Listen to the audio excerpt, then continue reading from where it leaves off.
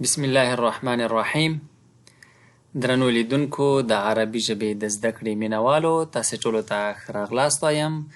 زه اصغر صلاح ستاسې کوربتوب کوم. السلام علیکم ورحمة الله وبرکاته.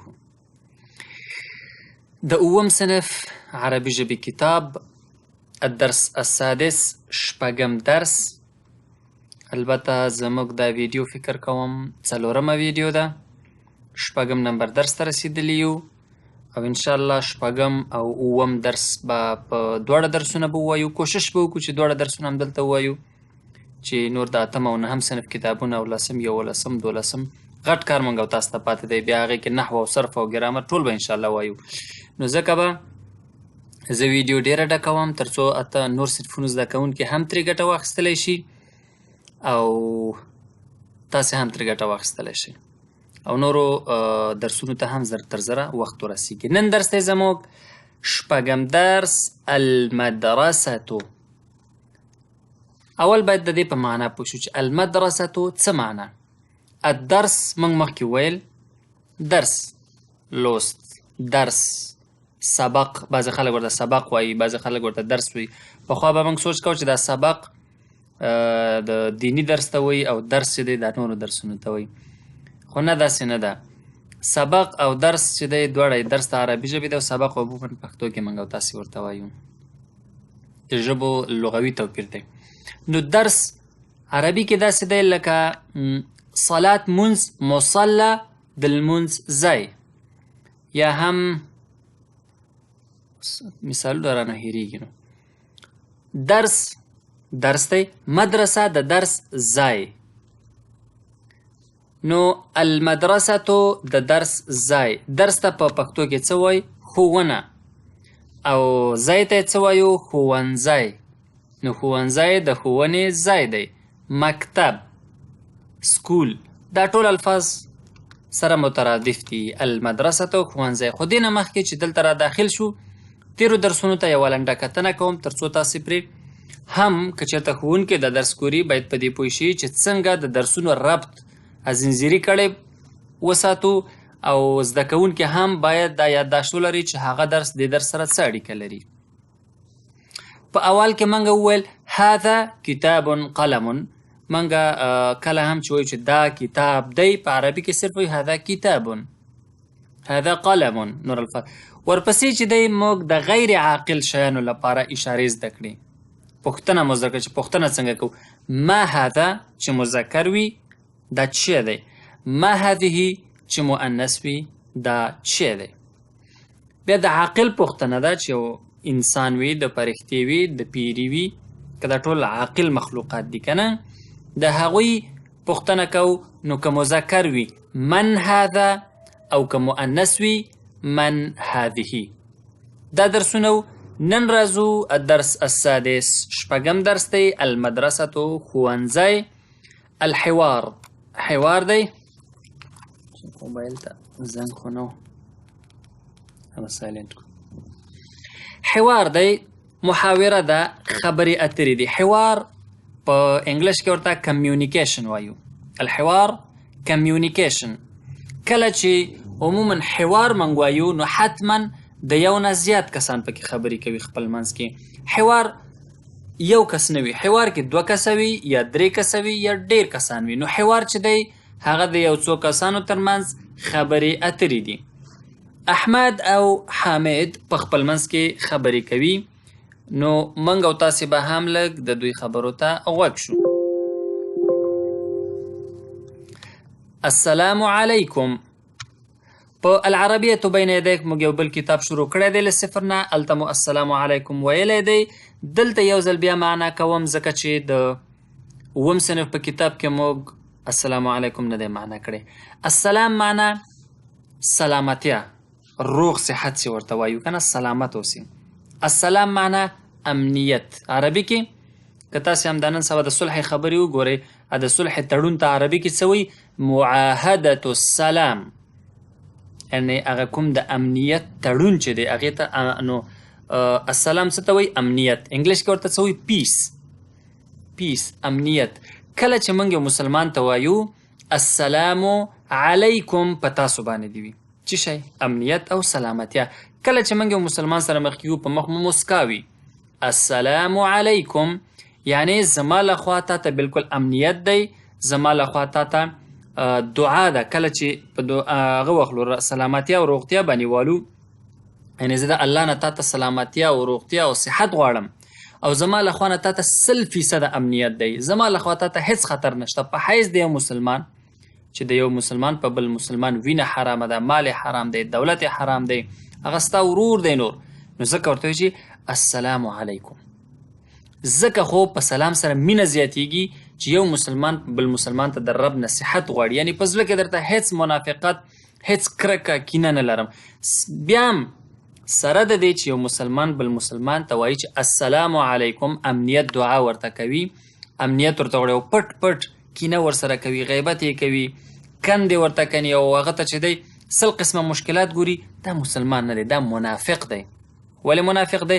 ځکه چې په خوله ورته وایي السلام علیکم، تا دپاره صحت غواړم، تا دپاره امنیت غواړم، تا دپاره روغ صحت غواړم، او پټ چې دی د دې برعکس کار کوي، نو داسې مسلمان یا داسې انسان ته موږ یا شرع چې دی منافق وایي چې په خوله یوه او په زړه بله. عین شی دی وعلیکم، او په تاسو دې هم وي السلام، یعنی هغه سلام، هغه مینه چې تی ما سره لري، هغه کرکه او نفرت چې تی ما سره نه لري، هغه سلامتی او صحت دعا چې تی راته کوي، هغه دې په تا هم وي. وعلیکم السلام. خو بیرته ګورئ قرآن کریم کې دي واذا حییتم بتحیة، چې کله تاسو باندې تحیه یا سلام واچول شي، نو هغلته به څه کوئ؟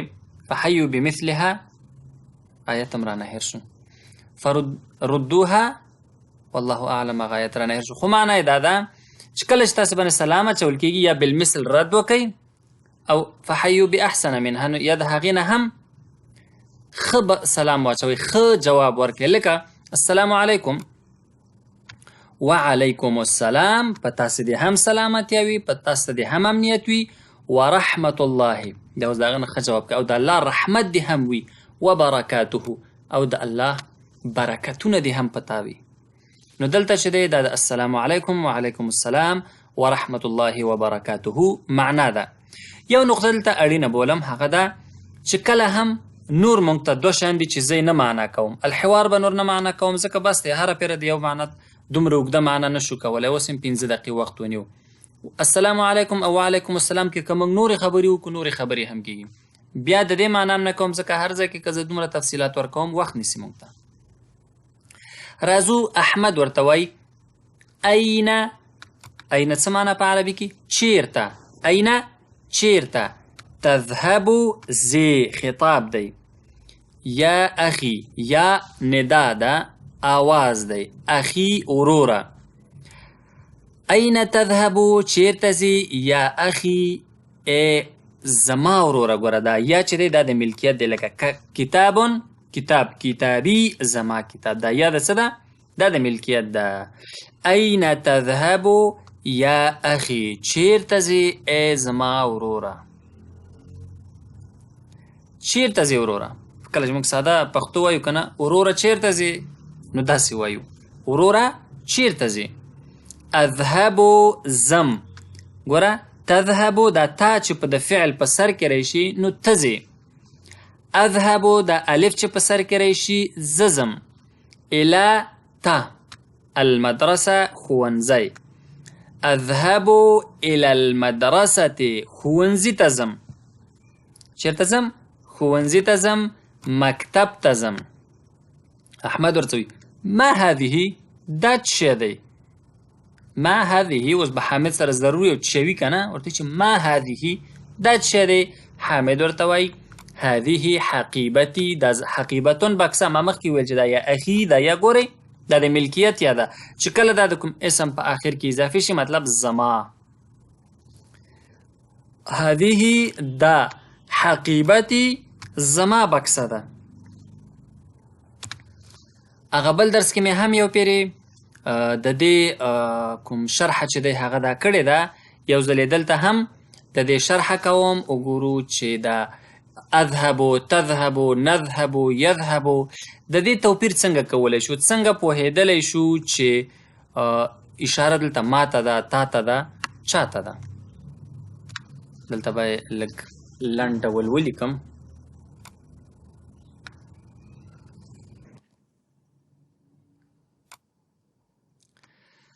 په عربي ژبه کې موږ د اتۍ نه حروف لرو. لږ یې غټم کم.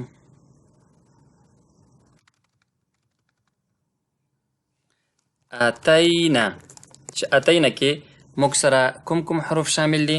الف، تا، یا، نون. الف، تا، یا، نون.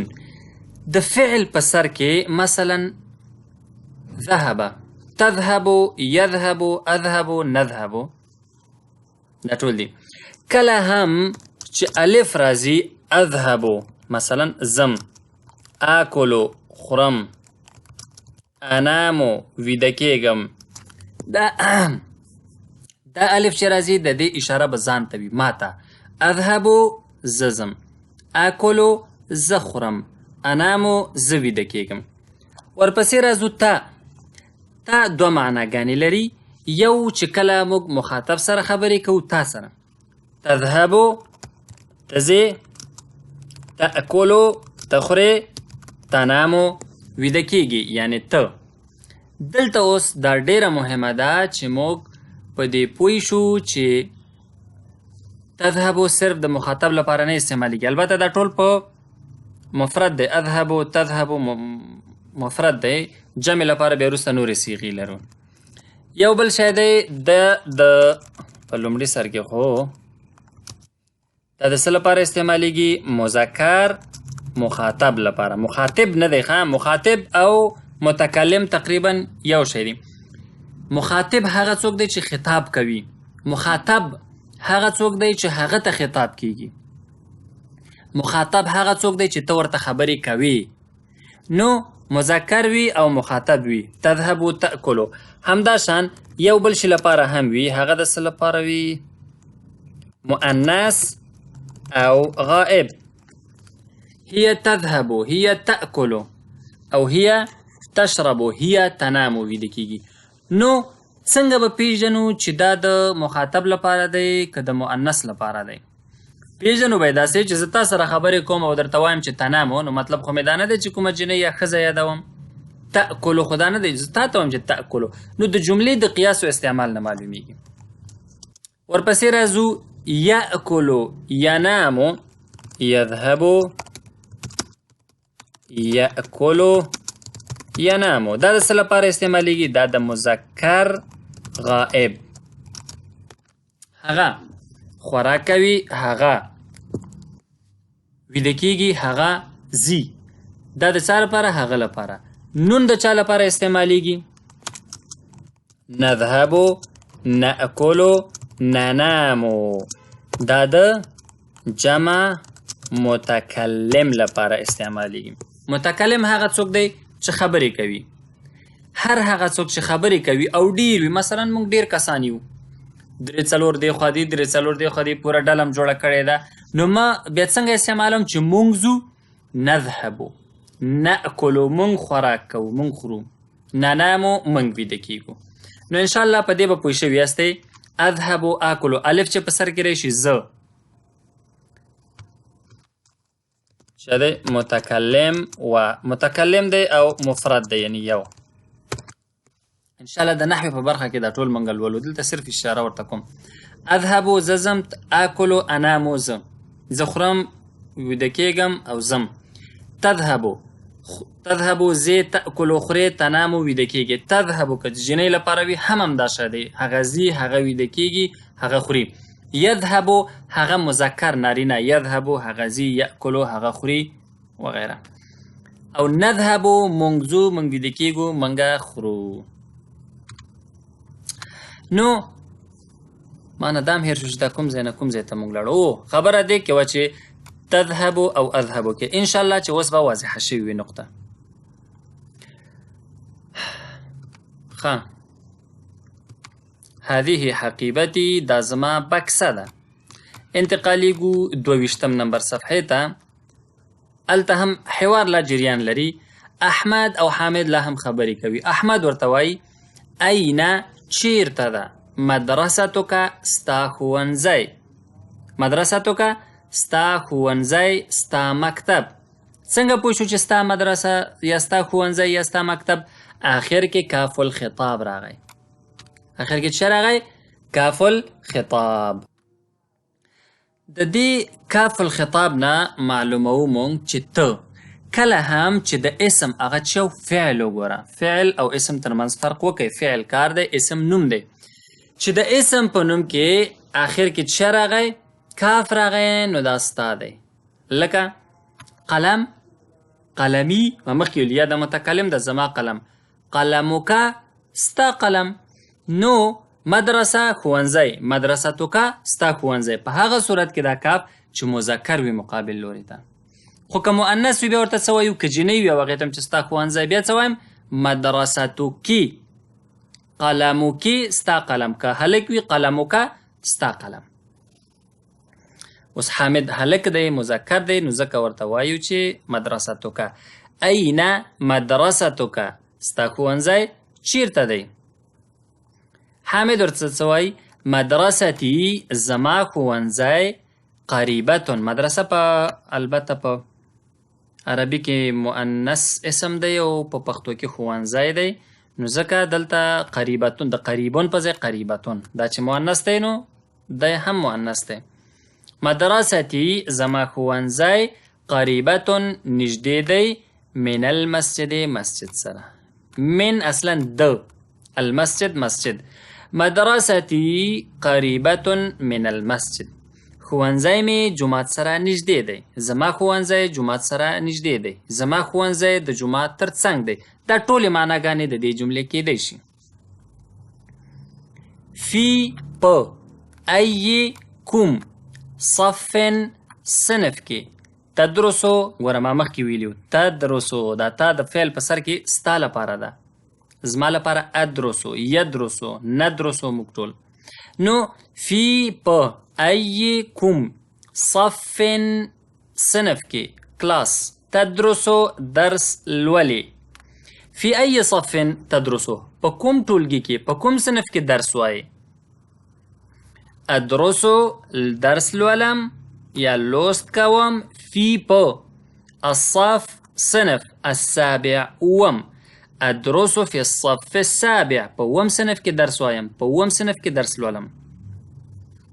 اوس حامد ورته څه وایي چې زه په اووم ټولګي کې درس وایم، په اووم ټولګي کې لوست کوم، په اووم ټولګي کې یا په اووم صنف کې درس وایم. دا ټولې جملې د دې معنا ده. البته پښتو کې هم کوم خاص توپیر نه کوي. همیشه که زه یو لفظ یا درس کومه نقطه کې صحیح ترجمه نه کړم یا کیدای شي صحیح وي، تاسو ته هم دا مناسب ښکاره نه شي ما ته ووایه چې ته غلط وایې، خو هغسې شرحه نه کړم چې تاسې پرې نه پوهیږئ، نو لطفا کمنټ وکړئ په یوټیوب چینل کې. زه به ستاسې هر کمنټ انشاءالله جواب کوم او په درس میتود او طریقه کې به هم تغییر راولم. التدریبات تمرین دی موږ سره. په تمرین کې څه کوو؟ التدریب الاول لومړی تمرین دی موږ سره. په لومړي تمرین کې اجب عن الاسئله الاتیه. بیا هم زه همیشه دا تکراروم چې کله موږ تمریناتو برخې ته رسیږو تاسې لطفا ویډیو سټاپ کړئ، تمرین حل کړئ، هغې نه وروسته بیا دا تمرین ته راشئ، ویډیو چلانه کړئ، وګورئ چې تاسې کوم حل کړی هغه او دا مقایسه کړئ چې تر کومې درجې ستاسې تمرین صحیح دی او تر کومې درجې غلط دی. اجب عن الاسئله الاتیه. د لاندې سوالونو جوابونه راکړئ. اين تذهب یا اخي؟ وروره چیرته ځې؟ چیرته ځې ای زما وروره؟ دا تحت لفظي لغوي معنا ده، خو پښتو کې خو موږ داسې نه وایو چې یو چا ته هم چیرته ځې ای زما وروره؟ چیرته ځې وروره؟ وروره چیرته ځې؟ اذهب الى المدرسة. ما هذه؟ هذه حقيبتي. دا زما بکسه ده. اين مدرستك؟ ستا ښوونځی چیرته دی؟ قریبة من المسجد. مسجد سره نږدې دی. فی ای صف تدرسو؟ په کوم صنف کې درس وایي؟ ادرسو درس وایم. فی په الصف صنف کې السابع وم. سبعه و که اعداد مزده نه وي دا لسو پورې خو اعداد زده کوي. واحد، اثنان، ثلاثة، أربعة، خمسة، 6 7 8 9 10 لس. أدرس في الصف السابع 7 وسابع وم. التدريب الثاني دويم تمرين دی. اقرأ الأعداد التالية لاندې أعداد ولولې. ما چې څنګه هغه مویل که نشته دی نو دا دی ماشاءالله مخې سره راغلل. زه نه وم خبر یا مې دا بیخي کتلی نه و. 1 2 2 3 3 4 4 5 5 6 شپږ 7 اوه 8 اته 9 9 دواړه ویلی شو 9 10 لس. انتقاليقو درويشتم نمبر صفحيتا. التدريب الثالث دريم تمرين دي. حول كما في المثال. حول كما في المثال. لکه څنګه چې په اول مثال کې بدلون شوی دی. خبره د څه ده؟ د انا او انت ده. انا زه، انت ته. اوس یو وی چې انا اذهب الى المدرسه، دلته ټول د انا جملې دي. زه ځم، زه لولم، زه لیکم، زه پوهیږم. ته به دا په ته بدلوي او دا ما تاسو ته لږ مخکې شرحه کوو چې انا په انت څنګه بدلو. مثال څه دی؟ ګورئ، انا اذهب الى المدرسه، زه ښوونځي ته ځم. تاسو به څه کوئ؟ انت ته، اذهب بیا نه دی، تذهبو، تا په سر کې لګو. انت تذهب الى المدرسه، ته ښوونځي ته ځې. أنا أكتب الدرس، أنت تكتب الدرس، تخط لكي وبخي درس لكي. أنا أقرأ الكتاب، زي كتاب الولم. أنت تقرأ الكتاب، كتاب الولي. أنا أفهم الدرس، زي درس بوهيجم. أنت تفهم الدرس، تبا درس بوهيجي. أنا أجلس زكينم على الكرسي بچوكي. أنت تجلس على الكرسي، ت بچوكي كيني، ت كيني بچوكي. فرق نكوي، يو رقم جملة دي. التدريب الرابع تسلورم تمرين دي. اكتب الأعداد، ولك أعداد الواردة راتلونكي دا چراغلي دي بالحروف فيما يلي، بحروفهم. في فصلنا 10 طلاب، على المكتب 5 كتب، لي 3 أصدقاء، عمري 9 أعوام. څنګه یې لیکو؟ په دې خو پوهېږئ انشاءالله. مثلا زه لیکم عمري 9 أعوام، زما عمر 9 کاله دی. 9 زه څه لیکم؟ 9 به داسې لیکو، 9 3 2. حروف باندې داسې دی او اعداد باندې داسې دی، 9 8 و. دا په اعدادو لیکل دي او دا په حروفو لیکل دي. نو ورپسې راځو څه ته؟ التدريب الخامس. معنا خو کې انشاءالله څه مشکل نه. في فصلنا، ګورئ هلته صف و دلته فصل دی. ما په اوله ورځ تاسو ته ویلي فصل هم صنف ته وایو او الصف هم صنف ته وایو. بل نه وایه لفظ لي زما، زه لرم. عمري عمر مې. في الملعب، ما چې په هغه وخت تاسو ته ویل چې درس یعنی درس، مدرسه یعنی د زده کړې ځای، د درس ویلو ځای. عین شی دلته اللعبه څه ته وایي؟ لوبې ته وایي. پښتو تقریبا د عربي نه اخیستل شوی. لوبه، لعبه. اللعبه څه ته وایي؟ لوبې ته وایي. ملعب د لوبو ځای، د لوبو میدان. في الملعب 4 أولاد، په میدان کې یا د لوبو په میدان کې 4 ماشومان دي یا 4 هلکان دي. التدريب الخامس، پنځم تمرین. تحدث، خبرې وکړه، مع سره زمیلک، ستا ملګري. ګوره کاف دی، ستا ملګري سره. مستعینا، چې مرسته وغواړې، بما یلي، د لاندې نه. ملګري سره خبرې کوي. دا محاوره ده تر څو ستاسې هغه خبرې اترې قوي شي. من انت یا اخي، ته څوک یې وروره؟ وروره څوک یې؟ زما وروره ته څوک یې؟ دا ټول د دې جملې دي. الطالب څه ورته وایي زده کوونکی؟ انا تلمیذ بالمدرسه، زه خو یو زده کوونکی یم په ښوونځي کې. فی ای صف انت، په کوم صنف کې ته؟ په کوم صنف کې یې؟ او ورته وایي انا فی الصف السابع، په اووم صنف کې یم. زه په اووم صنف کې یم، زه په اووم ټولګي کې یم. ټولې معنا دي مختلفې. این کتابک، کتاب دې چیرته دی؟ اینا چیرته؟ کتابوکا، ستا کتاب. وګوره د اخر کې کا، کاف الخطاب دی، ستا کتاب. کتابی، یاده زما کتاب.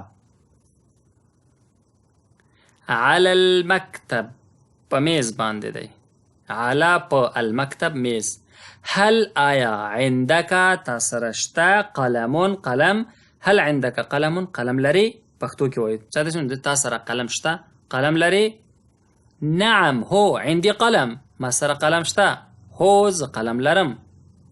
همداشان داسې یو پوښتنه ته هم را جوړوي او بل زده کوونکی، بل ملګری، ورور، خور، همصنفی، هر څوک چې وي تاسې ته جواب وایي.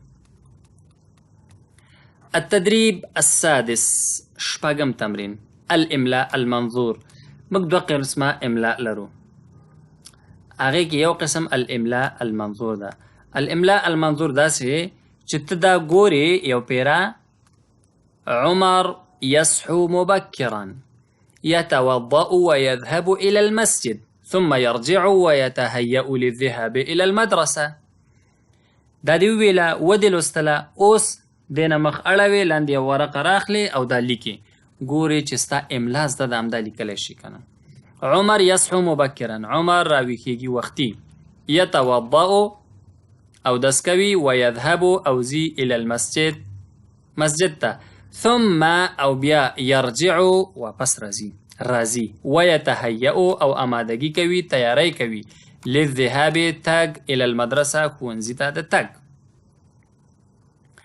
التدريب السابع، اوم تمرین. الثروة اللغویه. بله ورځ موږ ته تمرین تیر شوی و. په دې تمرین کې عموما څه وي؟ په دې تمرین کې موږ سره نوي الفاظ وي، یعنی داسې الفاظ وي چې موږ خپله ډکشنري یا د لغاتو ذخیره قوي کوو. عموما چې کومه ژبه څوک زده کوي هغه باید د لغاتو ذخیره ډېر الفاظ ورته یاد وي. المکتبه، مکتبه، کتابخانه. غرفة المدرسین، د ښوونکو کوټه. مکتب المدیر، د مدیر دفتر.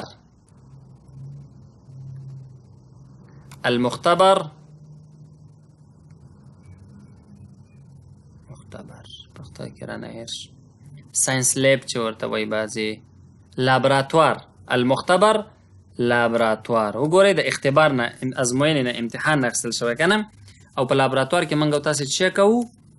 ازموینې کوو، تجربې کوو. نو ګورئ عربي کې لعبه، لوبې، ملعب، میدان د لوبو. درس، مدرسه د ښوونې ځای. المختبر د اختبار ځای، امتحان ځای، تجربو ځای چې هغه څه دی؟ لابراتوار. المختبر لابراتوار. الحاسوب، کمپیوټر. الطابور، طابور ته مختلف نمونه خلک اخلي. څوک ورته لاین وایي، څوک ورته فایل وایي، څوک ورته څه وایي، خو شرحه به یې کوم چې تاسې پرې پوه شئ. کله چې موږ سهار ښوونځی شروع کېږي، عموما که 8 بجې ښوونځی شروع کېږي، نو د اولینې 10 منټه او 15 منټه ټول زده کوونکي داسې په قطارو کې ودرېږي. څوک یو طرف نه، څوک بل طرف نه، څوک بل طرف نه، په قطارو کې ودرېږي. او یو څو زده کوونکي 15 شپږ اووه اته زده کوونکي سټیج سر ته خېجي، څوک ترانه وایي، تلاوت کوي، داسې یو څه کوي که نه، دا چې وایي بیا اخر کې ملي سرود وایي او ټول ځي خپلو صنفونو ته. دغه ودرېدلو ته، د لاین جوړولو ته عربي کې څه وایي؟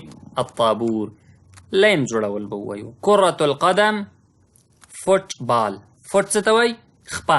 بال، توپ. کره، توپ. القدم، خپه. کرة القدم د خپو بال یعنی فوټبال. الملف، دا خو مخکې هم تېر شوی، انګلیش کې هم ورته فایل وایو، تقریبا پښتو کې هم ورته دوسیه وایو، فکر کوم فایل ورسته نن سبا خلک وایي. راځو الواجب المنزلي، کورنۍ دنده. الواجب دنده، المنزلي کورنۍ. اختر الكلمة المناسبة مما بين القوسين واملأ بها الفراغ كما في المثال.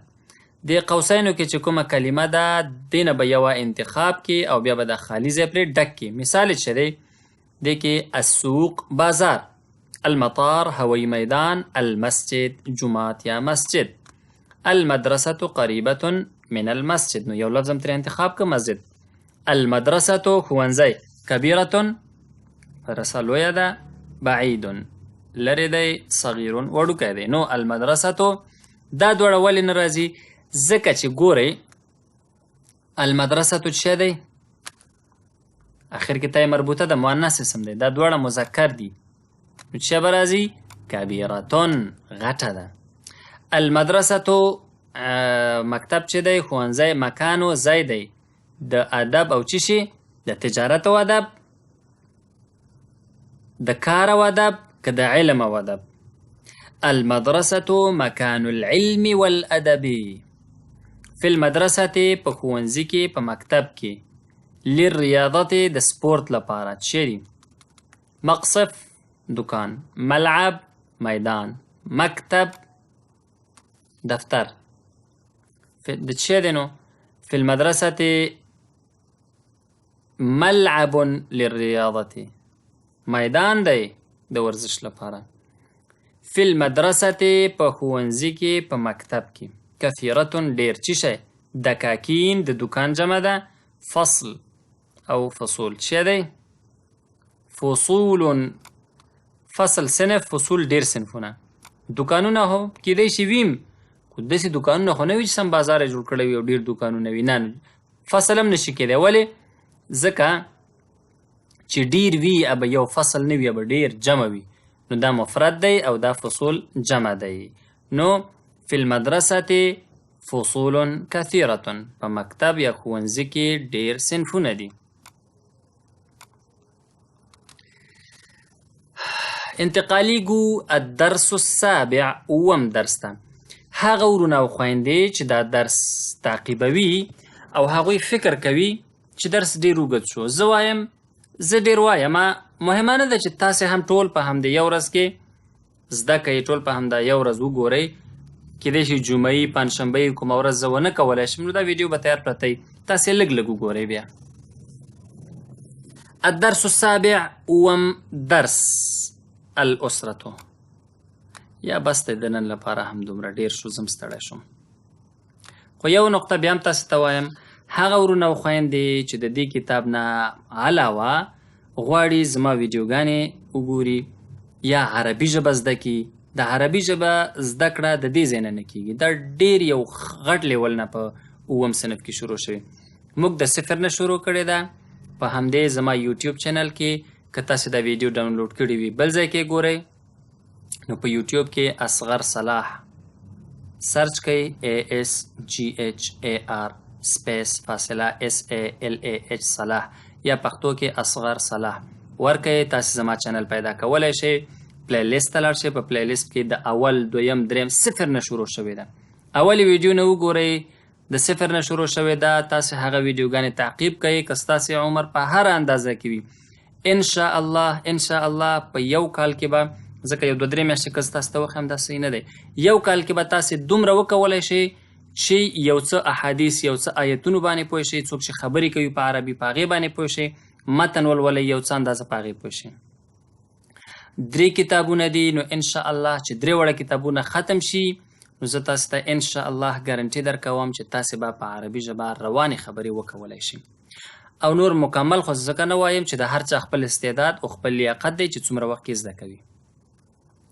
نو هغه کتاب العربیة بین یدیک دی، او په نږدې ورځو کې چې لا مو نه دی پیل کړی، نحو او صرف هم همدلته شروع کوو. نحو او صرف هم د صفر نه شروع کوو، فتحه، ضمه، کسره، زور، زیرو، پیښ، د دې نه به نحو او ګرامر شروع کوو موږ ته. نو د نن لپاره هم دومره درس بس دی. نکتفي بهذا القدر من الدرس ليومنا هذا، ونلتقي إن شاء الله في الدرس المقبل، وإلى اللقاء القادم. أستودعكم الله، والسلام عليكم ورحمة الله وبركاته.